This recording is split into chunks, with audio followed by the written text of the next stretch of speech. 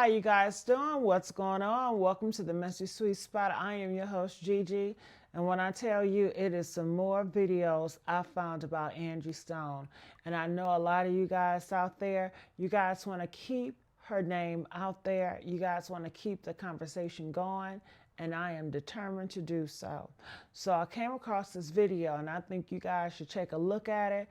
I don't know if everything is real or not, but it states Angie Stone band member confirms the driver was a hitman. You guys know the driver is lethal, and a lot of people have been suspecting that he was doing something foul.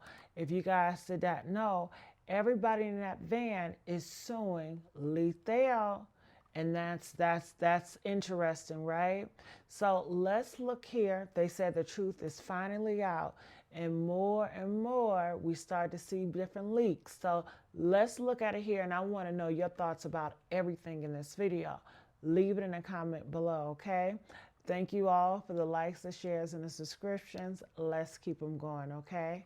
Let's see what they have to say. I'm gonna need all you who said that Angie Stone's death was not an accident to come to the front. Well, y'all onto something. Cause tell me why reports are saying that Sharita Murphy, a member of Regina Bell's backup singers, who was in the van with Angie Stone that was involved in a tragic accident resulting in Angie's death, reportedly said that the accident could have been prevented. And now we have witnesses also allegedly saying that they heard popping sounds from like a pistol. There have also been reports of a sniper having been spotted, and that after the van flipped, the driver, Lethal Carter, allegedly made a phone call and then returned to the accident scene. And that's not even all, by the way. The streets are also saying that the driver didn't even have a license, and Angie tried to tell him a few times to stop speeding, and he didn't listen. I actually found the driver's rap sheet, and if I'm being honest, this man should not have been driving. I mean, in 2002, he had a parole issue. In 2003, he had a forgery first degree and a few more other forgery charges. In 2000, there was a misdemeanor. His driver's license was suspended at one point. He was arrested for unlawful use of a driver's license, driving while the license was suspended. He had several DV cases. He was arrested for carrying a concealed weapon, possession of Coca-Cola, credit card, theft by deception, theft of service, burglary, and these are just some of the charges. Like, who hired this man to drive that van? Also, you see the truck driver that hit Angie after the initial accident? I've seen reports claiming that his wife reported him missing days after the crash, and before he went missing, he abruptly quit his job. Oh, it's also rumored that Davis owned the trucking company from which came the truck that the driver drove. Baby, I had my jaw on the floor coming across all this information. And if it's all true, then this is one of the most insanely orchestrated unalivings. And as always, I will be breaking down the tea for y'all. So what was officially reported was that Angie was riding in the back of a van to Atlanta from Alabama when it flipped over and was subsequently hit by a big rig, and everyone else in the cargo van survived except Angie. The Alabama Highway Patrol said in a news release that the 2021 Mercedes-Benz Sprinter van turned over on Interstate 65 at about 4:25 a.m. Saturday, March 1st, before being hit by a 2021 Freightliner Cascadia truck driven by a 33-year-old man from Texas. The Sprinter driver and 7 others in the van were taken to Baptist Medical Center for treatment, but Angie was pronounced dead on the scene. Now, y'all already suspected that there was some kind of foul play, especially given the fact that Angie had recently exposed Universal Music Group for stealing from her. Her connection to Universal Music Group stems from her role as a songwriter for MCA, which she began in 1990. MCA Inc. was the parent company of MCA Records that was rebranded as Universal Studios Inc. in 1996, with its major division becoming Universal Music Group. She was signed to MCA Universal as a songwriter and formed the R&B trio Vertical Hold under their umbrella. Of course, we know that Angie created hits like No More Rain in This Cloud, which reached #1 for 10 weeks on Billboard's adult R&B airplay chart, Baby with legendary soul singer Betty Wright, another #1 hit, and Wish I Didn't Miss You, and Brother. Her 2001 album Mahogany Soul also reached #22 on the Billboard 200, while 2007's The Art of Love and War peaked at #11. Like, she was literally a legend and made so much money for her label, but she never got paid her worth for the decades of work she put in. So in the video that Angie did exposing UMG, she detailed the alleged misappropriation of her earnings over a career spanning more than 4 decades. At the beginning of the video, she talked about how how she was battling a severe blood infection that forced her to pause her touring schedule and seek immediate medical attention. And during her 2-week recovery under intensive care, Angie said that was when she discovered the concerning irregularities in her financial records. Then about 15 minutes into the clip, she basically said that a lot of her publishing, her royalties, and her mechanics have all pretty much been stolen by UMG. Angie said that after being in the business for 40-something years, she wondered where her royalties were going, as she wasn't receiving them. She then discovered that Universal Music had been receiving all her royalties and mechanicals, and that they had taken pretty much everything. In her candid video, she expressed profound disappointment with what she perceived as both negligence and deliberate financial misconduct. As I was coming through all of this,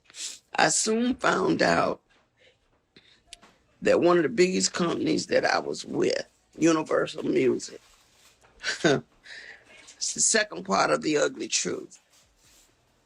We began to research things to check on my royalties and my statements and things that of that nature, only to find out a lot of my publishing, a lot of my royalties, my mechanicals, they have all pretty much been stolen. Angie basically said that she was there to inform Universal Music that they would have to give up her money. She also said that she was doing whatever was necessary to ensure that they paid her for her life's work for her children and her grandchildren. She also further alleged that proper registration procedures for her songs had been neglected, and she claimed that there were several class action suits over her songs that were never properly registered by the companies she signed them over to. In addition, she also said that she had a diesel team looking into what she believes she's owed, and she warned future artists about the twists and turns of the industry. Just here to let you know, one way or the other, Universal Music, you're going to have to give up my coins. And so what I'm doing now is whatever is necessary to make sure they pay me for the legacy of my life, for my children and my grandchildren. They're going to have to give me my money. I mean, when you sit back and think Bruno Mars, Dr. Dre, when you think about all these people that have sampled music, if they're filthy rich on it, what's our problem? Or my problem? Oh, yeah. So you got to get a diesel crew, and I call them a diesel crew, to go in and rectify the issue. I mean, don't you find it a bit suspicious that after exposing such powerful people, she gets into an accident and she's the only one who dies? Well, reportedly, witnesses and other people who were with her in the van are coming forward with allegations that the crash was not an accident. And one of them is Sharita Murphy. Based on reports, Sharita has spoken about the events leading up to Angie Stone's death. And allegedly, she claims that the driver, Lethal Carter, was speeding and ignored Angie's pleas to slow down, even though Angie asked him why he was in such a rush at 4 a.m.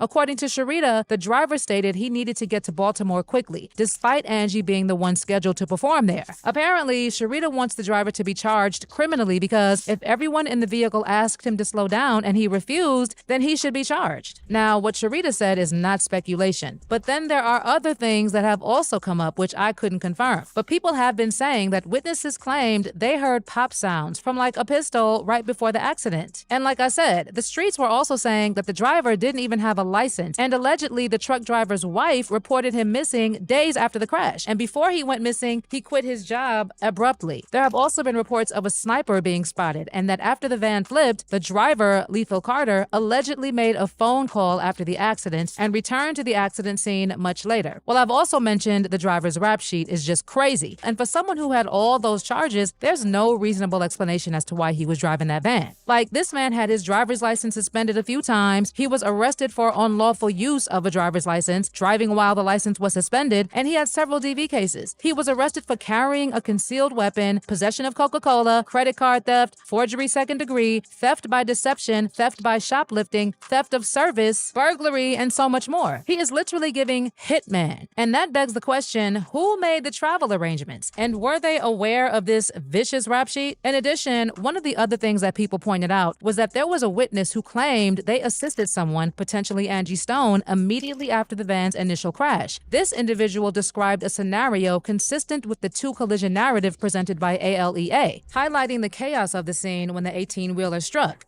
I looked up, and there was an 18-wheeler there to cross the median into oncoming traffic, and I knew that's what hit me and ran over, and brushed over me was the 18-wheeler. And my daughter's freaking out. She'd already called my husband by then and my father-in-law, and I just told her, we've got to get to the hospital. I can't breathe. It was so hard to breathe. I'm going to post a video of the 18-wheeler after I left the hospital, driving back through to get to my husband and my son. I will not be posting the vehicle in the video because somebody did pass away. They did. And I won't be posting that for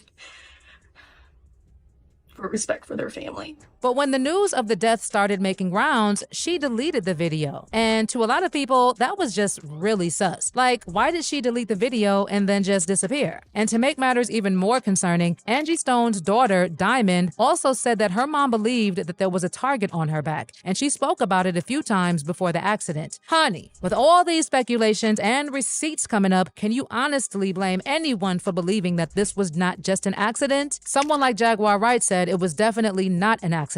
When she was talking about a show she was once supposed to do with Angie, and she said that they were considering canceling the show because of the weather. But then she said that Angie told her that they would do the show regardless because that is just who she was. She then said that she believes that Angie Stone's death was a sacrifice, and she mentions that Angie was moved around in real time on her son's birthday. Jaguar Wright also mentioned that Angie Stone was robbed not so long ago, and also referenced that Angie Stone was going to sue UMG for stealing from her. After being blackballed and ostracized, I think she was starting to figure out that her home had been breached. 3 months later, she gone. And she died on her son's birthday. So sad. Her son, Angelo,